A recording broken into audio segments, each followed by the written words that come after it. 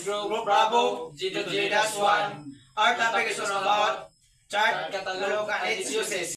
A chart catalog is a list of navigational charts and publication on its help mariners plan voyage and navigate safely. Chart catalog is makatabang na isip usa ka marino na magkuha og kanang dugang impormasyon nga maka-navigate og safety nga navigation. A chart catalog. Number 1. Identify charts. A chart catalog helps mariners identify the charts they need for voyage. Kani nga identify the charts dahil ay makatabang ni sa marino para safety ang pagbiyahe nimo. Nya. Uses of a chart catalog. Plan voyage. Mariners use charts to plan voyage and navigate ships safely and economically. As marino, estudyante or ganang official, we need to use charts to plan voyage and navigate ships safely and economically.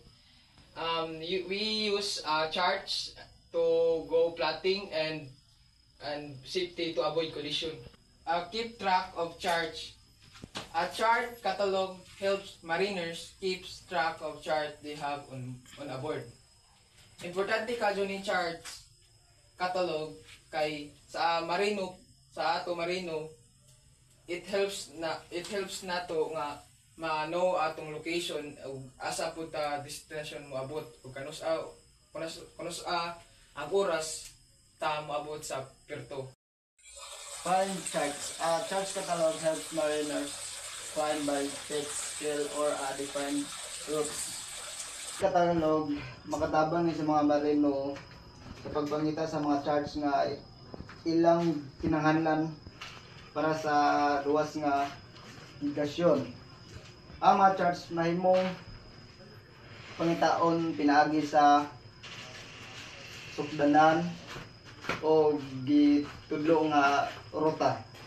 Pangitaon sa pagpagamit sa usa ka catalog sa charts nga ang mga marino mahimo nga dali nga makit-an ang mga charts nga ilang kinahanglan aron mag-navigate nga luwas.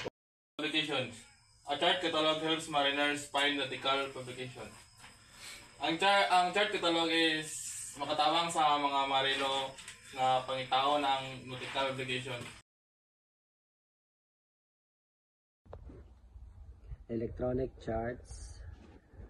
Electronic navigational charts, in short, ENC, part of electronic chart display and information system (ECDIS) are digital vector-based charts providing real-time navigational support. So there are two types of electronic charts. So the first one is raster navigational charts, or in short, RNCs. Electronic images of paper charts is digitized by scanning. And ikaduha, electronic navigational charts, ENC, vector-based charts designed for navigation, meeting the IMO safety of life at seas, or in short, so-called SOLAS convention chart carriage requirements. So naalay upat ka benefits dani sa ENCS o sa ECDIS or ECDIS, so-called ECDIS. So the first one is improve safety. Then ang ikaduha, enhance efficiency. Then ang ikatulo, integration with other systems. So kanang ikatulo mo na siya kana like makakontak ka sa lain nga bago through aids. So ang ikaupat, real-time navigation. So the electronic charts helps you provide the exact location of exact location ng sa barko. Then ano siya itong naay mapa nga makita niya yung ruta o asa na madapit. That's all. Thank you.